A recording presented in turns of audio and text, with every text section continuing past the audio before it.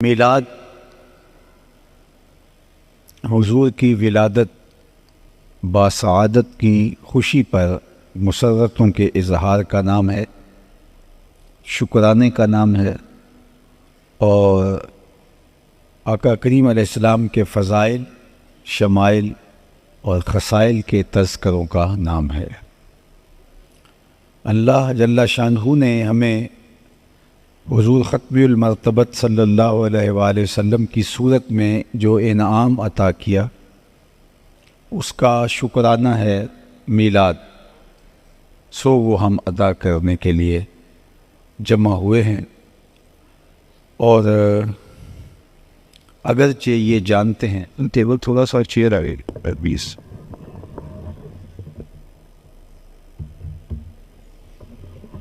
ٹھیک جی، ٹھیک ہو گئے۔ اگرچہ ہم جانتے ہیں کہ حضور کے میلاد کا، حضور کی ولادت کا، حضور کی صورت میں انعام خداوندی کا شکریہ حقیقت میں ادا نہیں ہو سکتا۔ میں اپنے احباب سے یہ کہا کرتا ہوں کہ ہمارے بدن پہ اتنے بال نہیں ہیں جتنے رسول اللہ کے احسانات ہیں۔ ہمارا بال بال قرض رسالت میں جکڑا ہوا ہے۔ ایک شب کا محفل میلاد کیا، ساری زندگی حضور کے ذکر کا چراغاں کرتے رہیں، ان کے نام کے جھنڈے اٹھا کے ان کے تذکروں کی خوشبو بانٹتے رہیں، پھر بھی حضور کی صورت میں انعام خداوندی کا شکریہ ادا نہ ہو پائے۔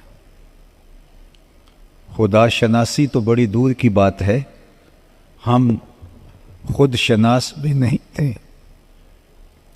ہمیں اپنے آپ کی بھی خبر نہیں تھی۔ حضور آئے تو ہمیں پتہ چلا کہ ہم کون ہیں۔ خود سے ملاقات بھی ان کی دہلیز پہ آ کے ہوتی ہے، اور اگر ان کا در نصیب نہ ہوتا تو ہم آج بھی اندھیروں میں بھٹک رہے ہوتے، آج بھی ہم ظلمتوں میں ٹھوکریں کھا رہے ہوتے، در بدری کا عذاب سہ رہے ہوتے، اگر ہمیں ان کی چوکھٹ نصیب نہ ہوتی۔ مجھے بتاؤ، انسان اشرف المخلوقات ہونے کے باوصف، وَلَقَدْ كَرَّمْنَا بنی آدمہ کا تاج اس کے سر پہ ہے، لیکن یہ مٹی کے بنے مادوؤں، پتھر کے بنے اصنام، لکڑی کے بنے اوثان اور مختلف دھاتوں کے بنے ہوئے بتوں کے چرنوں میں اپنی پیشانی کا تقدس پامال نہیں کرتا تھا، جسے یہ بھی پتہ نہ ہو کہ میں کون ہوں، جو خود شناس بھی نہ ہو، وہ خدا شناس کیسے ہوگا؟ جس سے اپنی ذات سے بھی آگہی نہ ہو کہ میں کون ہوں۔ اشرف المخلوقات ہونے کے باوجود یہ درختوں کو پوجتا تھا، حشرات الارض کو اپنا معبود مانتا تھا، اجرام فلکیہ کے آگے سجدہ ریز ہوتا تھا، بلکہ انسان کی تاریخ تو اتنی شرمناک ہے کہ اس نے کیچوؤں کو، سانپوں کو، بچھوؤں کو اور حشرات الارض کو اپنا معبود مانا ہے۔ یہ ہے انسان کی تاریخ، یہ ہے اس کی نقبت اور رسوائی کا عالم، جو حضرت انسان کی بے توقیری اس کی اپنی نظر میں تھی۔ جو چیزیں حضرت انسان کی خدمت کے لیے، اس کی ضرورت کے لیے پیدا کی گئی ہیں، یہ ان چیزوں کو اپنا معبود سمجھ رہا ہے اور اپنا خدا مان رہا ہے، اور ان سے ہاتھ جوڑ کے حاجتیں طلب کر رہا ہے۔ وہ بے حس و بے حرکت مجسمے جو اپنے نفع نقصان کے مالک نہیں ہیں، ان کو اپنا خدا مان رہا ہے۔ یہ ہے انسان کی گراوٹ، یہ ہے اس کی ذلت، یہ ہے اس کی زبوں حالی، یہ ہے اس کی پستی، یہ ہے اس کی خود ناشناسی۔ اور یہ ہے اس کی رسوائی کا عالم۔ یہ تو حضور علیہ السلام نے آ کر کے بتایا کہ یہ تیرے معبود نہیں ہیں، تیری چوکھٹ کے فقیر ہیں۔ هو الذی خلق لکم ما فی الارض جمیعا، زمین میں جو کچھ پیدا کیا گیا وہ حضرت انسان کے لیے پیدا کیا گیا۔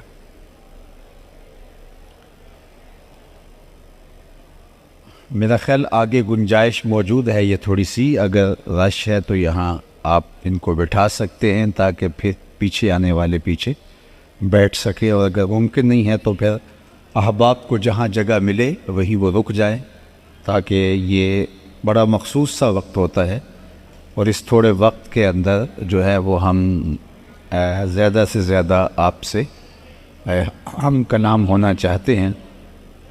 تو اگر انتظامی امور اور بیٹھنے اٹھنے کے چکر میں یہ وقت گزر گیا تو یہ قیمتی وقت دوبارہ ہاتھ میں نہیں آئے گا۔ 2-1 منٹ کے اندر جو بھی منتظمین فیصلہ کرتے ہیں تو یہ آگے جو جگہ ہے، پیچھے جگہ ہوگی تو لوگ آ کے ترتیب سے بیٹھتے جائیں گے، اور آگے جگہ ہوگی تو لوگ پیچھے سے پھر آگے آنے کی کوشش میں لگے رہیں گے۔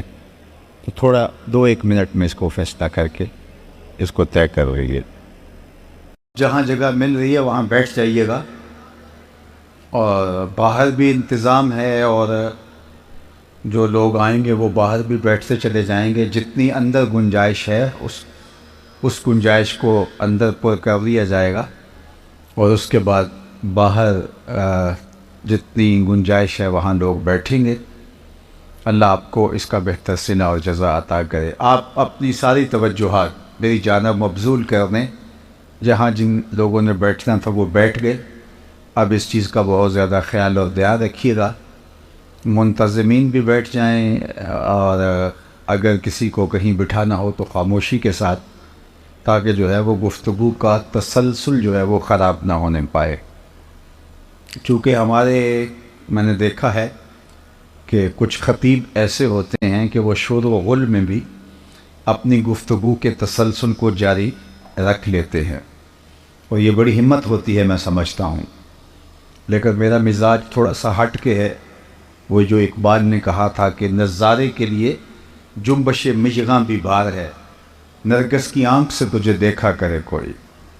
اقبال کہتے ہیں کبھی آنکھوں کا جھپکنا بھی طبیعتوں پہ بوجھ بن جاتا ہے۔ تو اس لیے مکمل انہماک، اور یہ میں آپ کو بتاؤں کہ یہ حضور کے ذکر کا تقاضا بھی ہے، یہ صرف میری ضرورت نہیں ہے، اور یہ میری طبعی ضرورت نہیں ہے کہ میں مکمل انہماک ہو تو گفتگو کر پاتا ہوں، بلکہ یہ حضور علیہ السلام کی مجلس نور کا تقاضا ہے کہ یہاں آپ اپنے سانسوں کو بھی کنٹرول میں کریں، اس لیے کہ بات ان کی ہو رہی ہے جن پر بات ہی ختم ہو جاتے ہیں۔ اس لیے اپنی تمام تر توجہات کو آپ نے مبذول کرنا ہوگا۔ تو بات یہ چل رہی تھی کہ ہم خدا شناس ہونا تو دور کی بات ہے، ہم خود شناس بھی نہیں تھے، اور اس سے بڑھ کر کیا کوئی شخص گراوٹ میں مبتلا ہو سکتا ہے جس کو یہ بھی پتہ نہ ہو کہ میں کون، جس کو خود سے آشنائی بھی نہ ہو، اس کے پلے ہوتا کیا ہے۔ اور انسان اشرف المخلوقات ہونے کے باوجود، نائب الہی ہونے کے باوجود، خلیفۃ اللہ فی الارض ہونے کے باوجود، یہ ان چیزوں کی پوجا پاٹ کر رہا تھا جو اس کی ضرورت اور خدمت کے لیے پیدا کی گئی۔ وہ تو حضور علیہ السلام نے آ کے بتایا، میاں یہ تیرے نوکر ہیں جن کو تو اپنا معبود سمجھ رہا ہے۔ هو الذی خلق لکم ما فی الارض جمیعا، زمین میں جو کچھ پیدا کیا گیا حضرت انسان، یہ تیرے لیے پیدا کیا گیا، تیری ضرورت کے لیے پیدا کیا گیا۔ یہ درخت جن کو تو پوج رہا ہے، یہ تجھے چھاؤں فراہم کرنے کے لیے، تجھے پھل فراہم کرنے کے لیے، تجھے آکسیجن فراہم کرنے کے لیے، تیرے ایندھن کے کام آنے کے لیے پیدا کیے گئے ہیں، تو ان کو معبود سمجھ رہا ہے۔ یہ جانور تیری سواری کے لیے، بار برداری کے لیے، تیری غذائی ضرورتوں کی تکمیل کے لیے پیدا کیے گئے ہیں، اور تو ان کو اپنا معبود سمجھ رہا ہے۔ یہ اجرام فلکیہ، چاند سورج ستارے تیری راہوں میں روشنی اجالنے کے لیے، تیرے ذوق نظارہ کی تسکین کے لیے پیدا کیے گئے، اور تو ان کو اپنا معبود سمجھ رہا ہے۔ نہیں تو دیکھ، تو چاند کو اپنا معبود سمجھتا ہے نا، یہ دیکھ انگلی اٹھتی ہے اور وہ ٹکڑے ہو کے قدموں میں آتا ہے۔ سورج کو رب مان رہا ہے، یہ دیکھ اشارہ ہوتا ہے اور وہ بھاگتا ہوا عصر کے وقت پہ آتا ہے۔ درختوں کو پوچھتا ہے، جا میں نہیں، تو ہی کہہ دے تمہیں اللہ کا رسول بلا رہا ہے۔ درخت بھاگتا ہوا حضور کے قدموں میں آ کے سلامی دیتا ہے۔ اب انسان کی آنکھ کھلتی ہے کہ میں کون ہوں، میری شناخت کیا ہے، اور میں کن کو معبود سمجھ بیٹھا جو کہ میرے نوکر اور میرے خادم تھے۔ اے تماشا گاہ عالم روئے تو کجا بہرے تماشا بھی روے۔ کائنات کا چرخ تو انسان تیرے لیے گھوم رہا ہے، اور تو ان کے آگے اپنی پیشانی کے تقدس کو پامال کر رہا ہے۔ اب انسان کی آنکھ کھلتی ہے اور شعور بیدار ہوتا ہے، ذات سے ملاقات ہوتی ہے، خود آشنائی کے اجالے نصیب ہوتے ہیں۔ تو اب اس کا لہجہ تبدیل ہوتا ہے، اور اب یہ کہتا ہے ستاروں سے آگے جہاں اور بھی ہیں۔ اب اسے سمجھ آئی تو راز کن فقاں ہے، اپنی آنکھوں پر عیاں ہو جا، خودی کا رازداں ہو جا، خدا کا ترجمہ ہو جا، خودی میں ڈوب جا غافل، یہ سر زندگانی ہے، نکل کر حلقہ شام و سحر سے جاوداں ہو جا، مسافے زندگی میں سیرت فولاد پیدا کر، شبستان محبت میں حریر و پرنیاں ہو جا، گزر جا بن کے سیلے تند روح کوہ بیاباں سے، گلستان راہ میں آئے تو جوئے نغمہ خواں ہو جا، تیرے علم و محبت کی نہیں ہے انتہا کوئی، نہیں ہے تجھ سے بڑھ کر ساز فطرت میں نوا کوئی۔ اب انسان کو پتہ چلا، اب اس کو اپنی ذات سے ملاقات ہوتی ہے، وہ خود شناس ہوتا ہے۔ تو حضرت انسان کو جو اس کی ذات کا شعور نصیب ہوا، وہ اس دہلیز پہ آ کے نصیب ہوا، اور جنہیں یہ در نہیں ملا وہ آج بھی اندھیرے میں ہیں۔ یہ بالکل اپنی ہمسائیگی میں چلے جائیے، پی ایچ ڈی ڈاکٹر ہے اور بت کے آگے ہاتھ جوڑے کھڑا ہے، جو اپنے بدن پہ بیٹھی مکھی بھی نہ اڑا سکے، وہ تیری ضروریات کا کفیل کیسے ہو سکتا ہے؟ لیکن وہ بت کے آگے ہاتھ جوڑے اس سے مرادیں مانگ رہا ہے۔ دوسری جانب MBBS ڈاکٹر ہے، اور وہ گائے کے پیشاب کو تبرک سمجھ کے چسکیاں لے لے کے پی رہا ہے۔ اس کی طبیعت میں کوئی نفاست نہیں ہے کہ وہ اس تعفن کو محسوس کر سکے، لیکن اس کی گمراہی نے حضور کا در نصیب نہ ہونے میں اس کو اندھا کر رکھا ہے، اور وہ گائے کے پیشاب کو تبرک سمجھ رہا ہے۔ دوسری جانب میں ایک اپنا ذاتی واقعہ شیئر کیا کرتا ہوں کہ ہماری مسجد کی ٹوٹیوں پر ایک کوئی 8-9 سال کا بچہ، دوسری تیسری کلاس کا طالب علم ہوگا، اپنے پائنچے کو مل مل کے دھو رہا تھا۔ اس نے کوئی ضرورت سے زیادہ پانی کھول دیا، تو میں نے اس کو جھڑکنے کے لہجے میں کہا کہ تو نے اتنا زیادہ پانی کھول کے رکھا ہے۔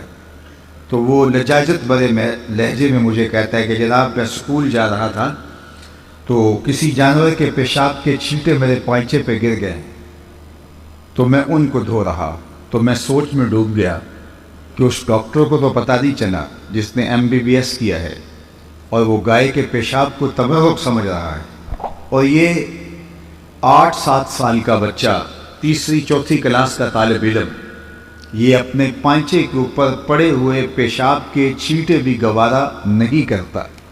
تو میرے اندر سے آواز آئی کہ وہ ہے ڈاکٹر، لیکن اس کے ہاتھ میں دامن میرے حضور کا نہیں، اور یہ ہے بچہ ماں نے گھٹی میں پیاری حضور کا دیا تھا، اس لیے تقدس اس کی روح تک اتر آیا ہے، اور اس کو جانور کے پیشاب کے غیر مری چھینٹے بھی گوارا نہیں ہیں۔ یہ ہے تقدس جو حضور کے نام سے جڑا ہوا ہے اور اس کی روح تک اتر آیا ہے۔ تو زندگی کا جتنا بھی نور ہے، زندگی کا جتنا بھی تقدس ہے، وہ ملتا ہے حضور کی چوکھٹ سے، اور اگر کسی کو یہ چوکھٹ نہیں ملی تو وہ آج بھی ظلمت میں ہے، وہ آج بھی اندھیرے میں ہے۔ تو پھر ہمارا رواں شکریہ ادا کرے گا، ہماری خرد سلامیاں پیش کرے گی، ہمارا شعور وجد میں آ جائے گا اور اس پیارے نبی کی مدح کرنے لگ جائے گا. اور اس کیفیت کو محفل میلاد کہا جاتا ہے. اس کیفیت کو محبت کہ میں نے حضور کو دیکھا ہے. استاد ابراہیم ذوق نے اپنے شاگردوں سے کہا تھا، یہ آواز ٹھیک ہے، اس کو آگے پیچھے نہ کرنا. اپنے شاگردوں سے کہا تھا، آنے والی صدیاں تم پہ ناز کریں گی اے لوگو، تم نے ذوق کو دیکھا، تم نے ذوق سے باتیں کی ہیں. کہا زمانہ تم پہ فخر کرے گا کہ تم نے استاد ابراہیم ذوق کو دیکھا ہے. اقبال ایک موقع پہ کہتے ہیں کہ نسیم تشنا ہی نہیں اقبال کچھ اس پہ نازاں، فخر ہم کو بھی ہے شاگردی داغ سخنداں کا. تو کوئی کسی کو دیکھ چکا ہو تو وہ اس پہ ناز کرتا ہے کہ میں نے فلاں کو دیکھا ہے، میں نے فلاں کو دیکھا ہے. تو مجھے یہ بتائیے، آپ کے شہر کے لوگ اس بات پہ ناز کرتے ہیں کہ ہم نے محدث اعظم پاکستان کی زیارت کی ہے؟ جنہوں نے دیکھا ہے وہ بجا طور پہ ناز کرنے کا حق رکھتے ہیں. تو جنہوں نے ایک عاشق رسول کو دیکھا تو ان کی آنکھیں اس بات پہ اپنے لیے اعزاز اور فخر کا تقاضا کرے اور کہیں کہ ہمیں یہ ناز ہے کہ ہم نے حضور کے اس عاشق صادق کو دیکھا ہے. تو جس نے کسی شخص کو دیکھا ہو وہ ناز کرے، اور جس کی آنکھوں نے جمال محمد مصطفیٰ کو دیکھا ہو تو وہ اپنے مقدر پہ کتنا ناز کرے گا. تو حضرت ابو طفیل صحابی ہے، اور اس وقت دنیا سے صحابی ایک ایک کر کے رخصت ہو چکے، اور یہ آخری صحابی ہیں روئے زمین پہ. تو حج کے موسم میں حاجیوں کے پاس آ کے کہتے ہیں اونچے ٹیلے پہ کھڑے ہو کے، لوگوں صرف میں رہ گیا ہوں جس نے حضور کو دیکھا ہے، اور کوئی پوچھنا ہے تو پوچھ لو، پھر تمہیں کوئی صحابی نہیں ملے گا. تو لوگوں کا ہجوم ان کے گرد جمع ہو گیا. جنہیں حج کرنے کی سعادت نصیب ہوئی ہے وہ جانتے ہیں کہ حج ایک سالانہ عبادت ہے جو سال میں ایک بار ہی ہوتی ہے. تو حج عمومی طور پہ زندگی میں لوگ ایک بار ہی کرتے ہیں. اللہ کچھ خوش نصیب لوگوں کو بار بار بھی یہ سعادت عطا کرتا ہے. تو حج کے موقع پہ ہم نے دیکھا ہے کہ کوئی عالمانہ وضاقتہ کا شخص مل جائے تو لوگ اس کو حج کے مسائل پوچھتے دکھائی دیتے، چونکہ اکثر لوگ پہلی بار گئے ہوتے. لیکن اگر کوئی ہر سال بھی جاتا ہو تو جس طرح عید کے موقع پہ عید کا طریقہ بتانا ہی پڑتا ہے، تو حج کا طریقہ بھی ہر بار تازہ کرنا ہی پڑتا ہے. تو حج کے موقع پہ کوئی شخص مل جائے تو لوگ اس کو گھیر دیتے ہیں اور حج کے مسائل پوچھتے. اب ایک صحابی مل گیا ہے تو لوگوں نے حج کے مسائل پوچھے ہوں گے کہ تم نے حضور کو دیکھا ہے، حضور کو حج کرتے دیکھا، کیا طریقہ تھا وقوف مزدلفہ کا، وقوف عرفات کا طریقہ کیا تھا، حضور نے رمی جمار کیسے فرمائی ہے، قربانیاں کیسے کی ہیں، طواف زیارہ کیسے کیا ہے، رکن یمانی پر حضور رکے ہیں نہیں رکے ہیں، حجر اسود کی بوسے کس طرح حضور نے لیے ہیں، مطاف میں حضور کا انداز طواف کیا تھا، اللہ کے محبوب علیہ الصلوۃ والسلام کے خطبے کے مندرجات کیا تھے جو مقام عرفات میں حضور نے دیا. صحابہ نے ایک ایک چیز پوچھی ہوگی، لیکن اس کا جواب نفی میں ہے. کسی نے بھی حج کے بارے میں کوئی مسئلہ نہیں پوچھا. جب حضرت ابو طفیل نے کہا نا لوگوں اس وقت روئے زمین پہ میرے علاوہ کوئی نہیں جس نے حضور کو دیکھا ہو، تو لوگ ہجوم کر کے ان کے گرد جمع ہو گئے اور کہا یار بیٹھ جائے بیٹا بیٹھ جائے، آپ ڈسٹرب نہ کریں، جو جس حالت میں اس کو رہنے تھے. چونکہ وقت بہت قیمتی ہے، بڑی تیزی کے ساتھ وقت بھاگ رہا ہے، ایک لمحے کی قدر کرنی ہے اور ہم نے آگے بڑھنا ہے اور مختصر اپنی بات کو آگے لے کر کے جانا ہے. تو حضرت ابو طفیل رضی اللہ تعالی عنہ سے کہا، کسی نے یہ مسئلہ نہیں پوچھا کہ حضور نے حج کیا کیسے کیا اور تاریخ کیا ہے. تاریخ کے ورق اٹھائیے، لوگ ان کے گرد دیوانہ وار جمع ہو گئے جس طرح پروانہ چراغ کے گرد جمع ہوتا ہے. تو کہا کہ صف لنا رسول اللہ صلی اللہ علیہ وآلہ وسلم، آپ نے حضور کو دیکھا ہے تو ہمیں بتائیے حضور کی زلفیں کیسی تھی، حضور کا چہرہ کیسا تھا، حضور کی مبارک آنکھیں کیسی تھی، ہمیں حضور کا حلیہ بیان کیجیے. تو حضرت ابو طفیل نے 3 لفظوں میں حضور کا حلیہ بیان کیا، اور وہ 3 لفظ آپ یاد بھی کر سکتے. اور یہ میرا محبوب موضوع ہے، حسن محمد کا قصیدہ پڑھنا صلی اللہ علیہ وآلہ وسلم. یہ میری عزتوں کا ظرف ہے اور یہ میرا مرغوب اور میرا محبوب موضوع ہے اور یہ امت کی ضرورت ہے۔ اقبال نے کہا تھا کہ اے تہی از ذوق و شوق و سوز و درد، تو نہ شناسی کہ عہد ما با ما چے کر، عہد ما ماراز ما بیگانہ کر، از جمال مصطفیٰ بیگانہ کر۔ اقبال نے کہا تھا اے ذوق، شوق اور کیفیت و درد کی دولت سے عاری شخص، تو نہیں جانتا کہ تیرے ساتھ ہوا کیا۔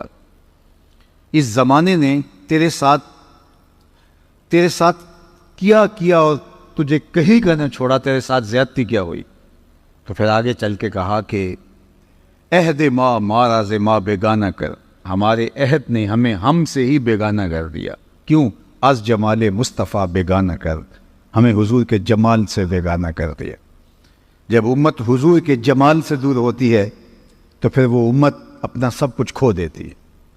یہ جو حضور کی ذات کو وجہ نزا بنایا گیا اور ایسے موضوعات چھیڑے گئے تو اس سے امت کی حضور کے ساتھ عقیدت کو کمزور کرنا مقصود تھا اور امت الجھ کے رہ گئی، اور وہ ذات جو شعور، فہم، ادراک کی حدود سے ورا ہے، لوگ مسجدوں میں ترازو لے کے بیٹھ کے اس ذات کو تولنے لگے۔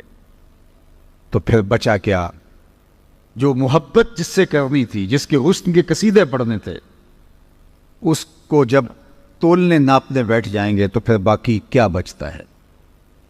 تو میں کہا کرتا ہوں ڈٹھے ورق قرآن دے پھول سارے، تیری شان جیا نہیں کوئی اور ڈٹھا، تیری شان دا کرے مقابلہ جڑا، ان عاشقاں اصلی چور ڈٹھا۔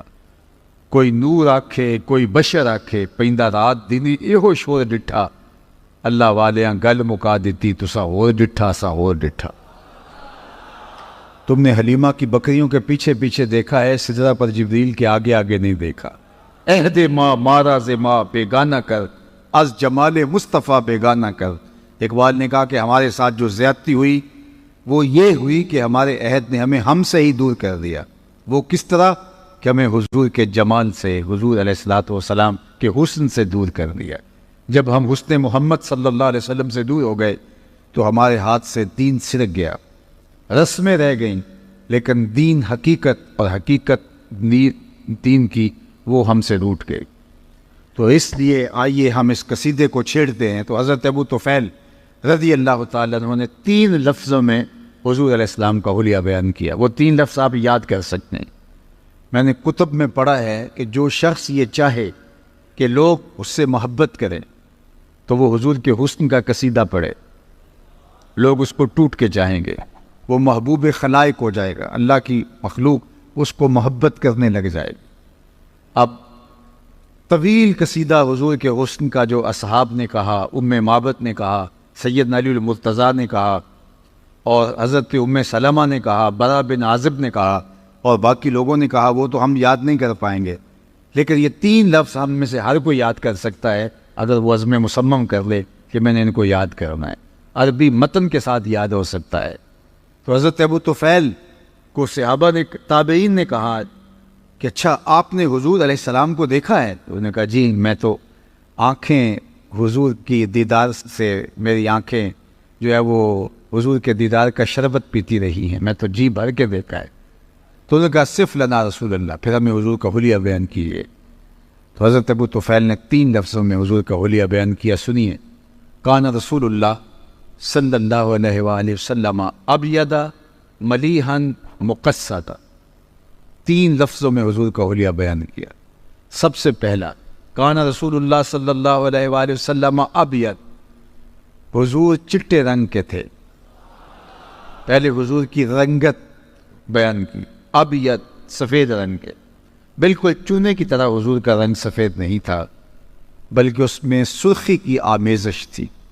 مزید تفصیلات میں اگر جائیں تو بالکل سفید رنگ اس طرح کا نہیں تھا، بلکہ اس میں آمیزش تھی سرخی کی، جس سے جو ہے وہ حسن نمایاں ہوتا ہے، اور یہ اللہ نے اپنے محبوب علیہ السلام کو شان عطا کی۔ اور آپ اگر میری گفتگو کو غور سے سن رہے ہیں اور آخری شخص تک میری بات پہنچ رہی ہے تو میں آپ کو بتاؤں کہ دادا جو پوتے کا عرفی نام رکھ لیتا ہے اور لاڈ سے اس نام سے پکارتا ہے، عمومی طور پہ دادے کی جان ہوتی ہے پوتے میں، تو وہ اس کا کوئی عرفی نام رکھتا ہے لاڈ سے، پیار سے، نک نیم جسے کہتے ہیں، اور اس سے وہ پکار کر کے خوش ہوتا ہے۔ حضور علیہ السلام کے دادا حضرت عبد المطلب نے حضور کا ایک عرفی نام رکھا ہوا تھا، اور آپ اگر پوچھیں وہ کیا تھا تو وہ ابیت تھا۔ جب وہ لاڈ سے پکارتے کہتے یا ابیدو، اے گورے رنگ والے، اور خاندان میں حضور کا نام بطور ابیت چلتا تھا۔ حضور کے چچا جناب ابو طالب نے جو حضور کا قصیدہ پڑھا ہے تو اس میں بھی انہوں نے یہی کہا، وَأَبْيَضُ يُسْتَسْقَى الْغَمَامُ بِوَجْهِهِ سَمَالَ الْيَتَامَى عِصْمَةٌ لِلْأَرَامِلِ، یہ میرے گوری رنگت والا بھتیجا جس کے چہرے کو دیکھ کے بادل امٹ کے آ جاتے۔ اللہ اکبر، یتیموں کا سہارا ہے اور بیواؤں کا آسرا ہے۔ سَمَالُ الْيَتَامَى عِصْمَةٌ لِلْأَرَامِلِ، تو ابیت سب سے پہلے حضور علیہ السلام کے رنگ کا ذکر کیا۔ سارے نقوش اچھے ہوں، قد قامت بہت اچھی ہو، اعضاء متناسب ہوں، لیکن رنگ کالا ہو تو حسن نمایاں نہیں ہو پاتا۔ تو سب سے پہلے انہوں نے حضور کے رنگ کو بیان کیا، کان رسول اللہ صلی اللہ علیہ وآلہ وسلم ابیت۔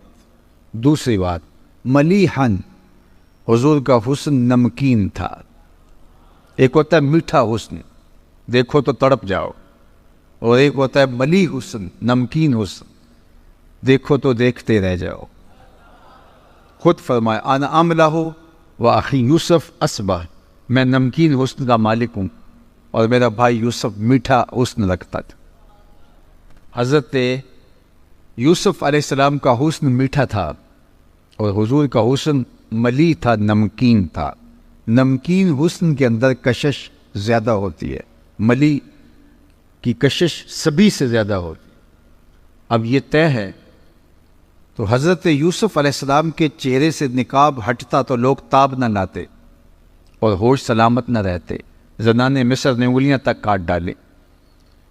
تو یہاں ایسا کوئی واقعہ پیش نہیں آیا، تو یہ بات شاہ عبد الرحیم محدث دہلوی کے جو ہے، شاہ عبد الرحیم محدث دہلوی جو شاہ ولی اللہ محدث دہلوی کے والد ہیں، انہوں نے خواب میں حضور سے مل کر کے یہ سوال عرض کیا۔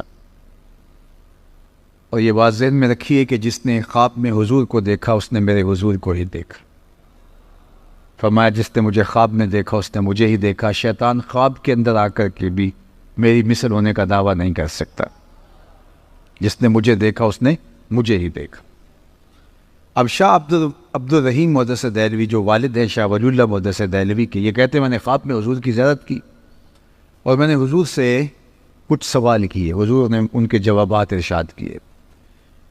آپ کی مارکیٹ سے کتاب دستیاب ہے، در سمین فی مبشرات النبی الامین، یہ شاہ ولی اللہ کی ہے محدث دہلوی علیہ رحمۃ۔ اور شاہ ولی اللہ وہ ہیں جن کو تمام مکاتیب فکر کے لوگ اہل تشریح کے علاوہ اپنا امام اور مقتدا مانتے، یہ غیر متنازع شخصیت ہے برصغیر پاک و ہند کی۔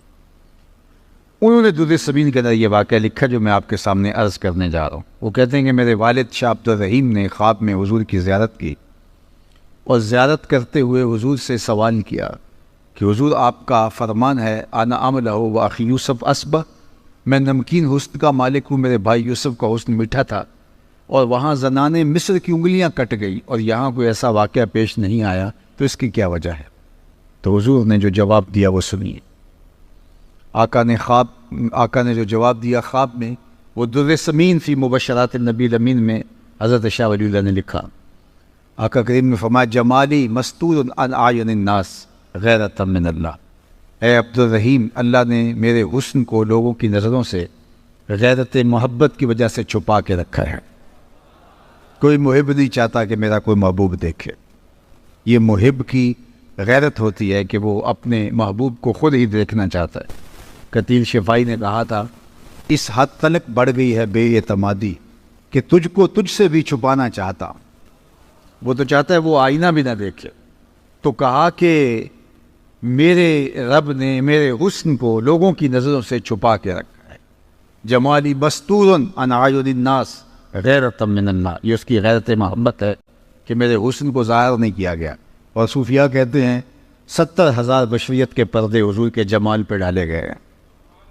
اللہ اکبر۔ اور اگر وہ پردے اٹھ جاتے کوئی حضور کے جلووں کی تاب ہی نہ لا سکتا۔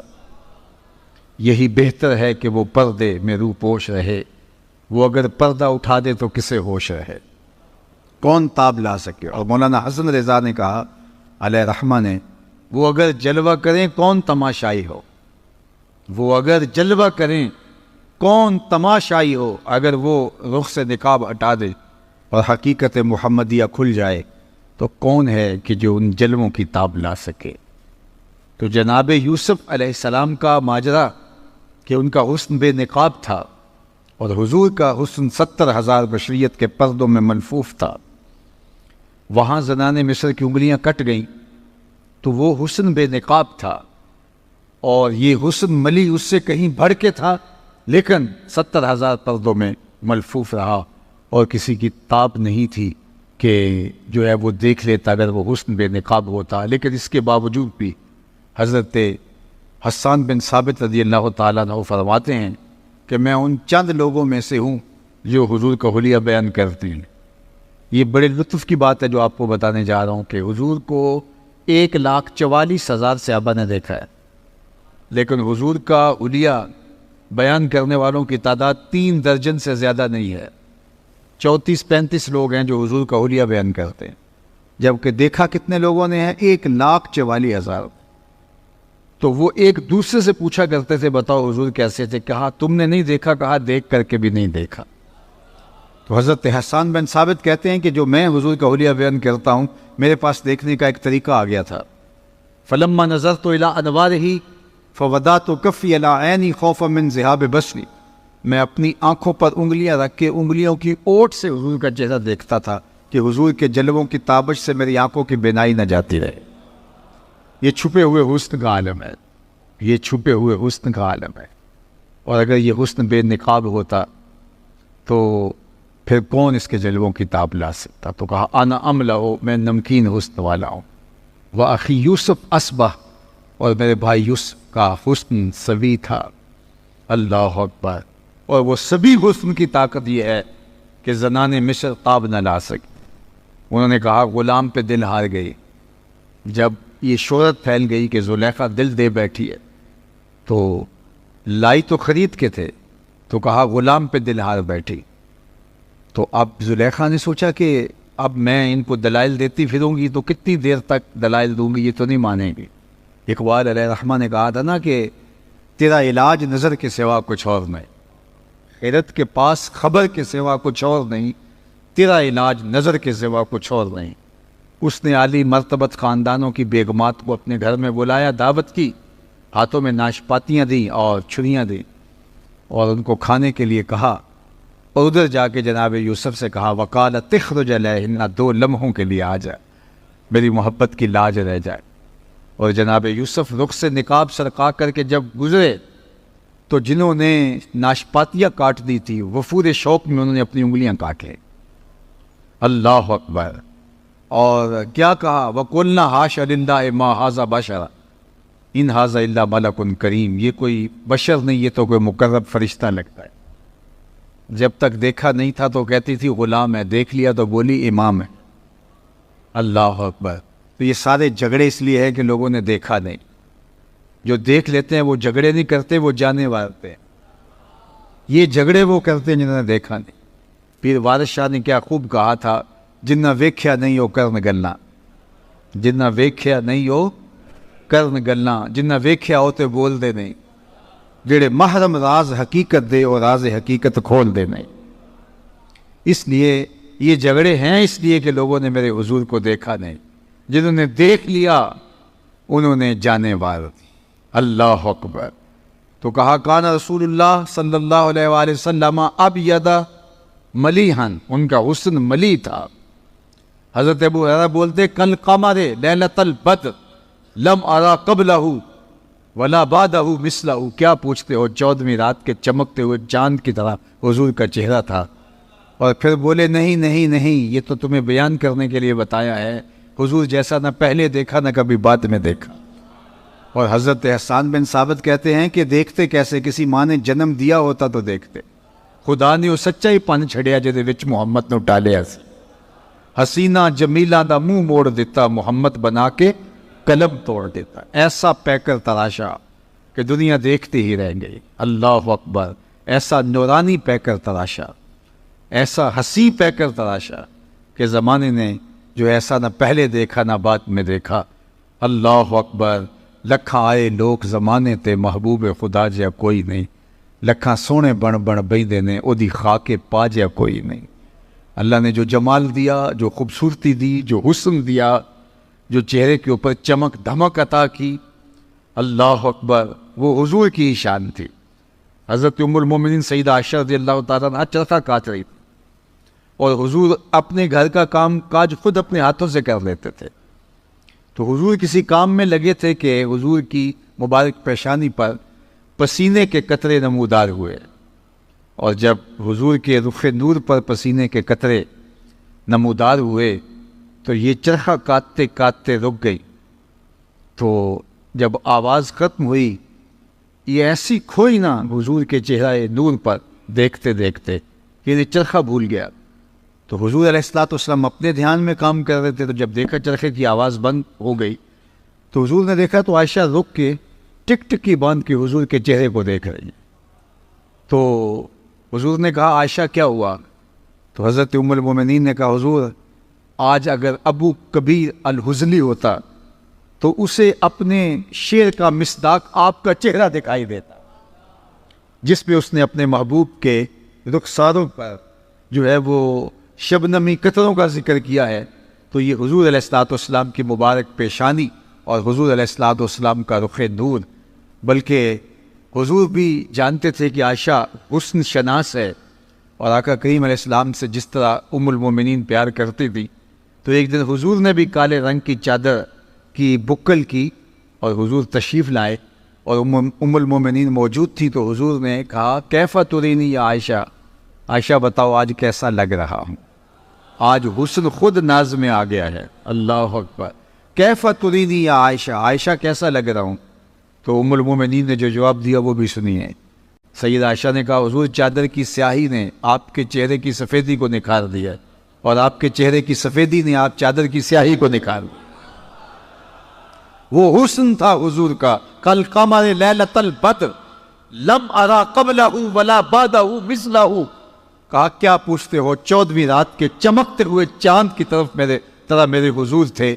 اور حضرت احسان بن ثابت کہتے ہیں نہیں تم نے کیا دیکھا کہ خدا نے تو اس جیسی شکل ہی کسی کی نہیں بنائی. اللہ اکبر. وہ ایسا نور برستا تھا چہرے سے, ایسے انوار پھوٹتے تھے.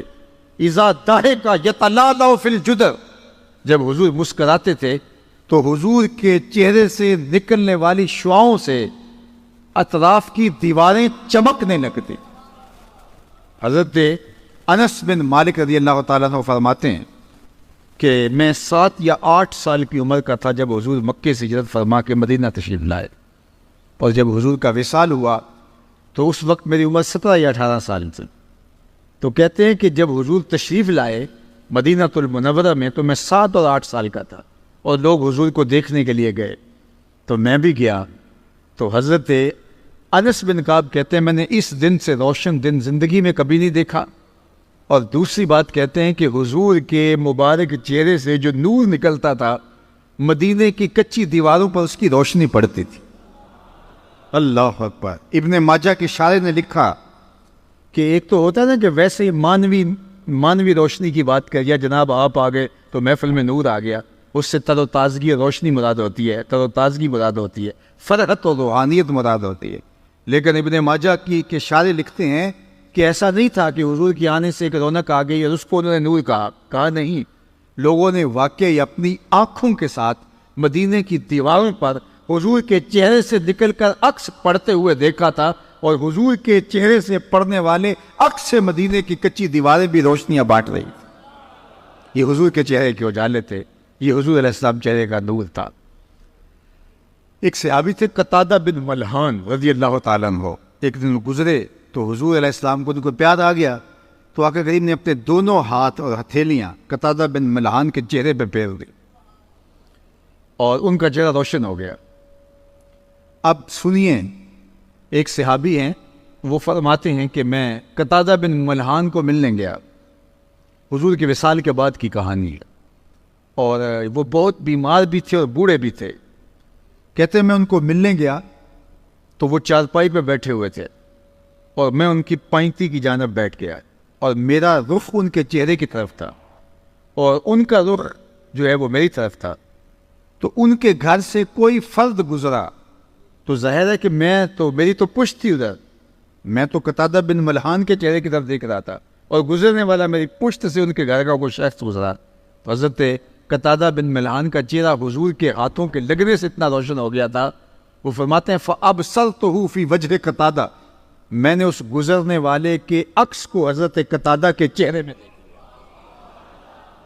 اللہ اکبر، جن کے ہاتھوں کے لمس سے چہرے آئینے کی طرح روشن ہو جائیں، ان کے اپنا چہرہ نور کی صورت اور عالم کیا ہوگا۔ اسی لیے تو ام المومنین سیدہ عائشہ رضی اللہ تعالیٰ عنہا فرماتی ہیں کہ میں گھر میں کوئی چیز سی رہی تھی کہ میرے ہاتھوں سے سوئی گر گئی، اور حضور کا گھر ہے اور دیے میں جلانے کے لیے تیل بھی نہیں، مالک کونین ہیں، گو پاس کچھ رکھتے نہیں، دو جہاں کی نعمتیں ہیں ان کے خالی ہاتھ میں۔ تو کہا حضور کے گھر میں دیے میں جلانے کے لیے تیل بھی نہیں، اور میں پریشان تھی کہ اب یہ گمی ہوئی سوئی کیسے ملے گی، اتنے میں حضور تشریف لے آئے۔ تو آپ سنیے ام المومنین کیا کہہ رہی، فَتُبُيِّنَتِ الْعِبْرَةُ بِشُعَاعِ نُورِ وَجْهِهِ، کہتی ہے جو ہی حضور تشریف لائے، حضور کے چہرے سے اتنی روشنیاں نکلی، اتنے اجالے پھوٹے کہ میں نے گمی ہوئی سوئی کو تلاش کر لیا۔ یہ چمک اور دھمک تھی اس چہرے کی کہ وہ چہرہ نور بانٹتا تھا، وہ چہرہ اجالے بانٹتا تھا۔ کل قمر لیلۃ البدر لم ارى قبلہ ولا بعدہ مثلہ، اللہ اکبر، کہا میں نے ان جیسا نہیں دیکھا، نہ کبھی پہلے دیکھا نہ بعد میں دیکھا۔ مکھ چند بدر شاہ شانی ہیں، متھے چمک دی لاٹ نورانی ہیں، کالی زلف تے اکھ مستانی ہیں، مخمور رکھی ہیں مد بھریاں۔ اور میرے امام نے کہا کہ بلبل نے گل ان کو کہا، کمری نے سروے جاں فضا۔ بلبل کی ان منتہائے پرواز تو یہی ہے کہ وہ کسی کو پھول کہہ دے، پھول سے آگے بلبل سوچ بھی نہیں سکتی، لیکن اس نے بھی پھول کہہ دیا۔ ذرا شعر کا حسن دیکھیے، بلبل نے گل ان کو کہا، کمری نے سروے جاں فضا، حیرت نے جھنجھلا کر کہا یہ بھی نہیں وہ بھی نہیں، خورشید تھا کس زور پر، کیا بڑھ کے چمکا تھا قمر، بے پردہ جب وہ رخ ہوا، یہ بھی نہیں وہ بھی نہیں۔ وہ جمال، وہ حسن، وہ خوبصورتی اللہ نے اپنے محبوب کے چہرہ انور کو عطا کی۔ تو فرمایا ملیحن، اور تیسری چیز فرمائی مقصدہ، حضور متوازن تھے، اور یہ بہت کمال حضور کے حسن کا ایک نمایاں پہلو ہے۔ چیزوں کا توازن حسن ہوتا ہے۔ کسی کا پیٹ اٹھا ہوا ہو اور جو ہے وہ سینہ پیچھے کی طرف ہو تو اچھا بھلا انسان اپنی خوبصورتی کھو دیتا ہے، اور پیٹ بہت زیادہ چپکا ہوا ہو تو پھر بھی خوبصورتی وہ نہیں رہتی۔ تو بہترین توازن کیا ہے؟ سینہ اور پیٹ دونوں برابر ہوں، یہ ہے توازن۔ اب سنیے حضور کا توازن، کان رسول اللہ صلی اللہ علیہ وآلہ وسلم سواء الصدر والبطن، حضور کا سینہ اور پیٹ دونوں برابر تھے۔ قد بہت لمبا ہو تو وہ بھی عجیب لگتا ہے، پست قامتی بھی عیب ہے، لیکن سنو حضور کا حسن، کان رسول اللہ صلی اللہ علیہ وآلہ وسلم لیسا بالطویل الممغط ولا بالکثیر المتردد، حضور کا قد لمبا بھی نہیں تھا، حضور کا قد چھوٹا بھی نہیں تھا، درمیانی قد و قامت، درمیانی سے تھوڑی سی اٹھتی ہوئی۔ لیکن سنو جو دوسری کہانی ہے، حضور کا قد لمبا نہیں تھا، حضور پست قامت بھی نہیں تھے، حضور کی قد و قامت متوازن تھی، اور اونچے اونچے قد کے لوگ مجمع صحاب میں موجود ہوتے تھے، حضرت عباس، حضرت عمر، لیکن حضور جب موجود ہوتے، اللہ اذا جامع الناس غمرہم، حضور کا قد لمبا نہیں تھا، لمبے لمبے قد والے لوگ کھڑے ہوتے اور مجلس میں موجود ہوتے، لیکن حضور تشریف لاتے تو حضور کے کندھے لوگوں کے سروں سے اونچے دکھائی دیتے۔ قد لمبا نہیں تھا لیکن اٹھتا ہوا قد حضور کا ہی دکھائی دے۔ اللہ اکبر، یہ حسن تھا، یہ حضور کا جمال تھا۔ ابل الذرائین والسعدین والزندین، ہاتھ، کلائیاں، بازو سب اعتدال کے ساتھ حسین۔ اللہ اکبر، کان رسول عظیم الحامہ، حضور کا سر انور موزونیت کے اعتبار سے بڑا خوبصورت تھا۔ آنکھیں سرمگی تھی، بال مکمل گنگریالے بھی نہیں تھے، بالکل سیدھے بھی نہیں تھے، بلکہ تھوڑا سا خم لیے ہوئے تھے۔ توازن، ہر معاملے میں حضور کا توازن اللہ نے اپنے محبوب کو عطا فرمایا، اور یہ حسن اللہ نے اپنے محبوب کو عطا فرمایا۔ یہ باب ہے حضور کے حسن کا، اور یہ میلاد کا عنوان ہے۔ ایک حدیث آپ کے سامنے رکھی اور مضمون اگر اسی پر آگے لے کر کے جائیں تو یہ عنوان ہی ایسا ہے کہ انسان کی حیرتوں کی انتہا جو ہے وہ یہاں ہے کہ میں کیا کہوں اس حسن مجسم کے بارے میں۔ اعظم چشتی نے قلم توڑ دیا کہ سمجھا نہیں ہنوز میرا عشق بے ثبات، سمجھا نہیں ہنوز میرا عشق بے ثبات، تو کائنات حسن ہے یا حسن کائنات۔ ذرا شعر کا حسن دیکھیے، حضور کا ذکر آیا تو شعر میں حسن آ گیا، تو ذرا شعر کا حسن اور جمال دیکھیے۔ سمجھا نہیں ہنوز میرا عشق بے ثبات، ایک کہا کہ میرا عشق بے ثبات ہے، تیرا حسن فراواں ہے۔ حافظ شیرازی نے کبھی کہا تھا نا کہ ز عشق ناتمام ماں جمال یار مستغریس، بآب و رنگ و خال و خط حاجت روح زیبارہ۔ ہمارے ناتمام عشق، ہمارے ادھورے عشق سے اس کا حسن بے نیاز ہے۔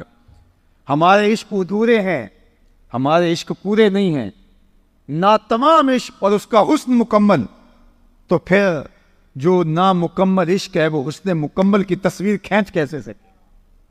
کوئی ایسی دور بھی ایجاد نہیں ہوئی جو اس کو احاطے میں لے آئے، کوئی ایسا کیمرہ ایجاد نہیں ہوا جو اس حسن کو جو ہے وہ کیپچر کر سکے، اس لیے کہ ہمارے کیمرے نامکمل ہے، وہ حسن فراواں ہے۔ اس چکا چوند کو ہمارے تخیل کے کیمرے کبھی بھی جو ہے عکس بند نہیں کر سکتے۔ اب سنیے حافظ شیرازی کے لفظ، ز عشق ناتمام ماں جمال یار مستغریس، اس کا جمال حبیب اور اس کی تابانیاں اور اس کی تابشیں وہ ہمارے ادھورے عشق کے بس کی کا روگ نہیں ہے۔ اللہ اکبر، بآب و خال و خط حاجت روح زیبارہ۔ کا جو سونے ہوتے ہیں ان کو کنگھیوں کی ضرورت نہیں ہوتی، ان کو میک اپ کی ضرورت نہیں ہوتی، ان کو کسی کی تعریف کی ضرورت نہیں ہوتی، تو ان کا حسن فراواں ہے، ہمارا عشق ناتمام ہے۔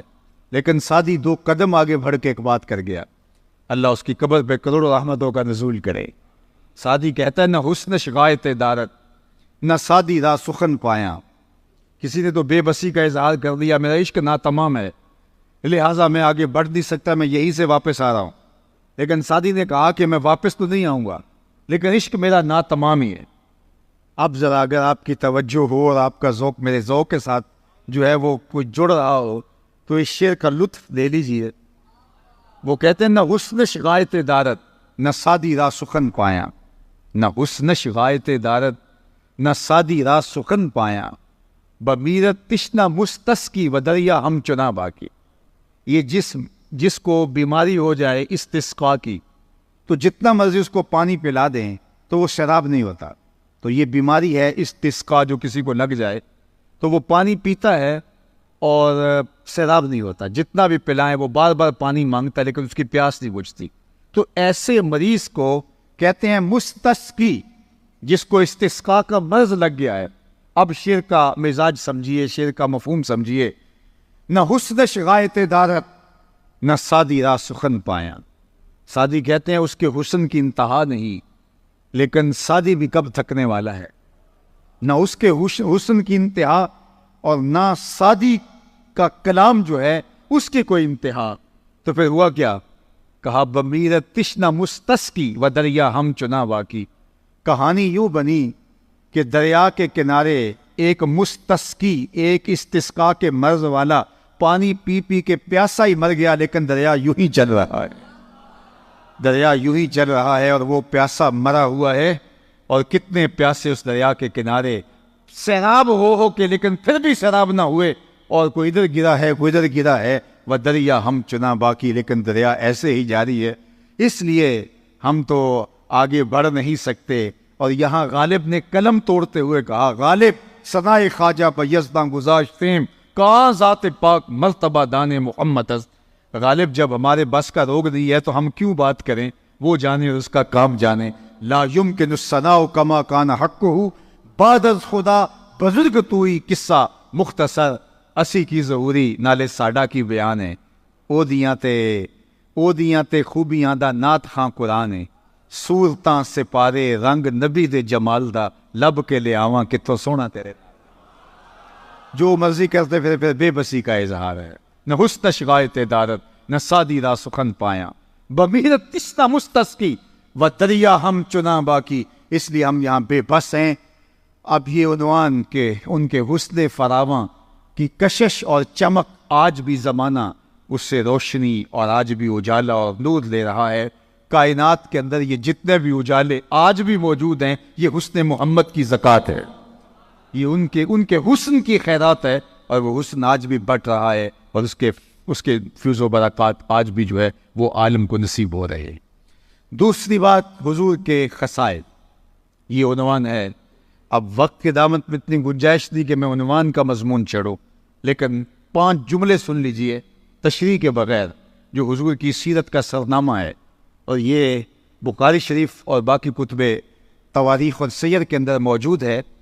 لیکن اس کی روایت کس نے کی ہے, یہ کس کے کلمے ہیں؟ یہ سیدہ حضرت خدیجۃ الکبریٰ رضی اللہ تعالی عنہا کی رائے ہے حضور علیہ السلام کے بارے میں. یہ ہے حضور کی سیرت کا آئینہ, حضور کی سیرت کا ایک آپ شمع دیکھنا چاہیں, حضور کی سیرت کا ایک عنوان دیکھنا چاہیں تو صرف یہ 5-6 عنوان دیکھ لیجئے. جب پہلی وحی نازل ہوئی اور حضور علیہ السلام پر ایک کیفیت طاری ہوئی, اور حضور جب گھر آئے زملونی, مجھے چادر اڑا دو, مجھے سردی کا احساس ہے, تو ام المومنین نے حضور کو تسلی دیتے ہوئے جو 5 یا 6 جملے کہے تھے, بعض روایات میں 5 ہیں, بعض روایات میں 6 ہیں. وہ جملے کیا تھے؟ انہوں نے کہا کلا واللہ لا یخزیک اللہ ابدا, اللہ کی قسم آپ کا رب آپ کو کبھی بھی بے آبرو نہیں ہونے دے گا, آپ کا رب آپ کو کبھی بھی بے آبرو نہیں ہونے دے گا. کیوں؟ اب سن لیجئے, یہ حضور کی سیرت کے 5 نمایاں پہلو ہیں, اور یہ ہم سنے بھی. میں اس کی تشریح میں نہیں جانے کا وقت چونکہ سمٹ گیا, لیکن میں چاہوں گا کہ سنتے سنتے میں اور آپ اپنا جائزہ لیں کہ کیا ہم نے اپنے نبی کی محبت میں اپنے اندر یہ 5 وصف پیدا کر لیے ہیں. اگر کر لیے ہیں تو ہمیں مبارک ہو, اور اگر نہیں کیے تو آج کی اس مجلس کے اندر میں اور آپ عہد کر کے اٹھیں کہ مالک تیرے محبوب علیہ السلام کی سیرت کے یہ 5 نمایاں پہلو ہم اپنے اندر پیدا کرنے کی کوشش کریں گے, مدد تو کرنا. اور میلاد رسول میں ہم یہ دعا مانگ رہے ہیں, اللہ حضور کی سیرت کے یہ 5 وصف ہمارے سینوں کے اندر ڈال دے اور ہماری طبیعتوں کے اندر ان کو راسخ کر دے. تو انہوں نے کہا کلا واللہ لا یخزیک اللہ ابدا, آپ کا رب آپ کو کبھی بھی پریشان نہیں ہونے دے گا, بے آبرو نہیں ہونے دے گا. کیوں؟ انک لتصل الرحم وتحمل الکلہ وتکسب المعدوم وتقری الضیف وتعین علی نوائب الحق. یہ 5 خوبیاں حضور کی انہوں نے بیان کی. سب سے پہلی انک لتصل الرحم, آپ رشتہ داروں کے ساتھ سلوک اچھا کرتے ہیں. یہ حضور کی سیرت کا نمایاں پہلو جو ام المومنین نے حضور کے سامنے بیان کیا وہ یہ تھا, انک لتصل الرحم, آپ صلہ رحمی کرتے ہیں, رشتہ داروں کے ساتھ آپ کا سلوک بہت اچھا ہے. دوسری بات وتحمل الکلہ, جس کا کوئی بوجھ اٹھانے والا نہیں اس کا بوجھ آپ اٹھاتے ہیں. تیسری بات وتکسب المعدوم, جس کا کوئی کمائی کرنے والا نہیں ہے اس کی ضرورت کو آپ پورا کرتے ہیں. وتقری الضیف, اور آپ مہمان نواز ہیں. اور 5ویں چیز وتعین علی نوائب الحق, اللہ کے راستے میں کوئی مشکل میں پھنس جائے تو آپ اس کے ساتھ کھڑے ہوتے دکھائی دیں. یہ 5 وصف میں دیکھوں کہ میرے اندر آپ کے اندر اگر موجود ہیں تو ہمیں مبارک ہے, اور اگر نہیں ہیں تو ہمیں یہ اوصاف حمیدہ, یہ حضور کی شخصیت کے نمایاں پہلو ہیں. اور ایک امتی کو اپنی تعلیم, اپنے نبی کے اخلاق کا عکس اپنے اندر پیدا کرنا چاہیے. جب حضرت ابوبکر صدیق رضی اللہ تعالیٰ نے ایک دن کفار سے تنگ آ کر شہر مکہ چھوڑ کے جانے لگے تو ابن الدغنہ جو قریش کا ایک سردار تھا وہ راستے میں ملا, اور اس نے کہا ابوبکر کدھر جا رہے ہو؟ کہا آپ کے شہر کے لوگوں نے تنگ کر دیا, میں شہر چھوڑ کے جا رہا ہوں. تو اس نے کہا آپ جیسے لوگ شہر چھوڑ کر نہیں جائیں گے. ابن الدغنہ نے کہا کہ میں آپ کو پناہ دیتا ہوں, آپ جیسے لوگ شہر چھوڑ کے نہیں جائیں گے. کیوں؟ انک لتصل الرحم, آپ صلہ رحمی کرتے ہیں. وتحمل الکلہ, اور لوگوں کا بوجھ اٹھاتے ہیں. وتکسب المعدوم, اور جس کا کوئی بوجھ اٹھانے والا نہیں، جس کا کوئی کمانے والا نہیں، اس کے لیے کمائی کرتے ہیں. وَتَقْرِي الضَّيْفَ وَتُعِينُ عَلَىٰ نَوَائِبِ الْحَقِّ. حضرت ابو بکر صدیق کو ابن الدغنہ نے کہا کہ تمہارے اندر یہ وصف ہیں، اور جس شخص کے اندر ایسے وصف ہوں اس کو شہر نہیں چھوڑ کے جانا چاہیے ورنہ شہر اجڑ جائیں گے. تو جو وصف میرے حضور کے تھے، ابن الدغنہ نے کہا کہ وہ وصف ابو بکر میں ہیں، تو ابو بکر تو شہر چھوڑ کے نہیں جائے گا، تم مکے میں ہی رہو گے. اب یہ تھا حضور علیہ السلام کی محبت کا عکس ہے. میں اور آپ ہم کہتے ہیں ہم حضور علیہ السلام کے عاشق ہیں، لیکن یہ صرف ہم زبان اور ہونٹوں سے کہتے ہیں. یہاں سے لفظ نکلتے ہیں، فضا میں بکھر جاتے ہیں، ہمارے کردار کے ساتھ کوئی جڑ کے دیکھے تو ہم کچھ اور ہوتے ہیں، کردار حضور کا کچھ اور ہے. تو اگر ہم واقعی عاشق رسول ہیں تو یہ 5 وصف ہمارے اندر ہوں، اور باقی بھی اوصاف جو حضور کے ہیں ان کا عکس ہمارے اندر پایا جائے. کم از کم یہ وصف تو ہماری زندگی کا لازمہ ہے، ایک عاشق رسول کا نصاب ہے. اور سیدنا صدیق اکبر رضی اللہ تعالیٰ عنہ کو ابن دغنہ کہتا ہے آپ کے اندر یہ 5 چیزیں، آپ کیسے جا سکتے ہیں شہر چھوڑ کے؟ تو میں اور آپ دیکھوں کہ ہم اگر دعویٰ محبت کرتے ہیں، محبت کا دعویٰ اپنی جگہ پہ، لیکن اس کے تقاضے کیا ہیں؟ اللہ کے محبوب علیہ السلام نے دیکھا کہ حضور وضو کر رہے ہیں اور وضو کا پانی صحابہ زمین پہ نہیں گرنے دیتے. تو اگر میں ما حملکم علی ھذا، تمہیں اس بات پر کس نے ابھارا ہے کہ میرے وضو کے پانی کو زمین پر نہیں گرنے دے رہے جبکہ میں نے اس کا تمہیں حکم نہیں دیا؟ تو انہوں نے کہا حب اللہ و رسولہ، اللہ اس کے رسول کی محبت. حضور کا وضو کا پانی صحابہ اپنے ہاتھوں پہ لیتے ہیں، منہ پہ مل لیتے ہیں، اور جس کو وہ پانی نہیں ملتا وہ گیلے ہاتھوں سے ہاتھ رگڑ کے منہ پہ مل لیتا ہے. حضور نے حکم تو نہیں دیا تھا لیکن محبت اس کا تقاضا کرتی تھی، اور صحابہ وضو کا پانی زمین پر نہیں گرنے دے رہے. اللہ اکبر. صحابہ کی روایت حضور علیہ السلام نے کہا کہ تمہیں اس بات پہ کس نے ابھارا؟ تو انہوں نے کہا حب اللہ و رسولہ، اللہ اس کے رسول کی محبت نے. تو اللہ کے محبوب نے جو ارشاد فرمایا وہ سن لیجئے. حضور نے فرمایا کہ جو چاہتا ہے اللہ اس کا رسول اس سے محبت کرے اور وہ اللہ اس کے رسول سے محبت کرے تو اس کو 3 کام کرنے چاہیے. ایک تو جب بھی بولے سچ بولے، اور دوسرا اپنے ہمسایوں کے ساتھ سلوک اچھا کرے، اور تیسرا جب اس کے پاس امانت رکھی جائے تو اس میں خیانت نہ کرے. یدی تمہارا وہ عمل کہ تم میرے وضو کے پانی کو زمین پر گرنے نہیں دیتے، تمہارا یہ عمل بہت اچھا ہے، لیکن یہ نہیں کہ اس عمل پر ہی تمہارا فوکس رہے اور تم ہمسایوں کے حقوق پامال کر بیٹھو. تمہارا فوکس اس عمل پہ رہے کہ میرے پانی کو زمین پر نہیں گرنے دیتے، لیکن تمہاری زبان سے جھوٹ نکل جائے. تو کہا یہ تمہارا عمل، اس پہ حضور نے نفی نہیں کی، لیکن کہا کہ تم یہ اس لیے کر رہے ہو نا کہ اللہ کے رسول کی محبت اور اللہ کی محبت. تو کہا اگر یہ تم چاہتے ہو تمہیں یہ 3 کام بھی کرنا پڑیں گے. تو جھنڈیاں لگاؤ، میں اس کا انکار نہیں کرتا. چراغاں کرو، میں اس کا انکار نہیں کرتا. آپ اپنی گلیوں کو سجاؤ، آراستہ کرو، یہ تمہیں اجازت ہے، لیکن کبھی ہمسایوں کے حقوق پامال نہ ہونے دے. بلکہ میں ایک بات کہوں، شاید میرے کچھ ہم مسلک مجھ سے ناراض بھی ہو جائیں، لیکن میں آپ کو کہوں کہ اگر اس بار آپ چراغاں نہیں کر سکتے اور آپ کے محلے کے اندر کچھ لوگوں کا میٹر اس لیے کٹ رہا ہے کہ وہ بل دینے کی اہلیت نہیں رکھتے، تو آپ چراغاں کرنے کی بجائے ان کا بل دے دیں تو اللہ کے رسول زیادہ خوش ہوں گے. یہ تمہیں کرنا ہوگا، لوگوں کی ضرورتوں کا خیال. چراغاں بھی کریں اور بل بھی دیں، یہ تو بہت اچھی بات ہے، لیکن آپ کے اختیار میں اگر ایک چیز ہے تو آپ اگر یہ کر لیں تو حضور کی خوشنودی کا سبب ہو سکتا ہے. بلکہ میں نے تو ایک زمانے میں کہا تھا کہ جتنا جو ہے وہ چھت بنا کر کے مختلف گوٹے اور تاروں کی جتنے پیسے آپ گلی کے اوپر لگاتے ہو، تھوڑے سے پیسے اور ڈال کر کے اگر نیچے والی گلی پکی کر دو تو یہ تو صرف 10 دن کے لیے ہے اور وہ پوری عمر کے لیے ہے، تو میلاد والا رسول تم سے زیادہ خوش ہوگا. تو ہم نے یہ دیکھنا ہے، ہر پہلو سے دیکھنا ہے. لازمی نہیں ہے کہ ایک بندہ بات کر رہا ہو، درست کر رہا ہو، آپ کا عشق ضروری اس کے اوپر فتوے لگا رہا ہو. اس کو سوچ بھی لو کہ جو کہہ رہا ہے وہ سچ کہہ رہا ہے، درست کہہ رہا ہے، اور حالات کو پوری طرح سے نگاہ میں رکھ کے کہہ رہا ہے. اس لیے جو ہے وہ اپنے بدیروں کو ضرور سجاؤ، لیکن اگر آپ کی ہمسائیگی کے اندر اندھیرا ہے تو اس اندھیرے کو دور کرنے کی کوشش کرو. حضور خوش ہوں گے. انک لتصل الرحم وتحمل الکل وتکسب المعدوم وتقری الضیف وتعین علی نوائب الحق. تیرے اوصاف کا ایک باب بھی پورا نہ ہوا، زندگیاں ختم ہوئی اور قلم ٹوٹ گئے. وآخر دعوانا ان الحمدللہ.